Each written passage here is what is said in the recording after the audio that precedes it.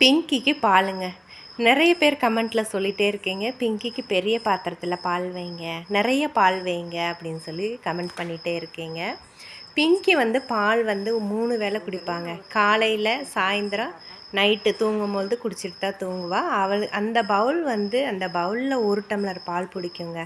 ஆனால் அவள் அந்த அவ்வளோ பால் குடிக்க மாட்டா. சில நேரத்தில் நாம் ஊற்றி வச்சுட்டு எவ்வளோ டைமு கூப்பிட்டாலும் வரமாட்டா. இந்த மாதிரியெல்லாம் நம்ம இது பண்ணி தான் அவளுக்கு பால் கொடுக்க வேண்டியதாக இருக்கும். இப்படி தான் குடிக்குவா. நிறையா பால் அவள் குடிக்க மாட்டா. பால், சாப்பாடு எல்லாம் அவளுக்கு எவ்வளோ தோணுதோ அவ்வளோ மட்டும்தான் சாப்பிடுவா. ஆனால் நல்லா ஆக்டிவாக தான் இருப்பாள். நிறைய பால் ஒரு வேளை தாண்டி அவளுக்கு வேணும்னு நிறைய 1 டம்ளர் ஃபுல்லாக பால் குடிச்சிட்டா அப்படின்னா அவளுக்கு லூஸ் மோஷன் ஆயிரும். அதனால் அவள் குடிக்கிற அளவு மட்டும்தான் அதில் நான் ஊற்றுவேன். மறுபடியும் அவளுக்கு பால் வேணும்னா கேட்பா. கேட்டுச்சு அப்படின்னா நான் ஊற்றி வைக்குவேங்க பால் நிறைய.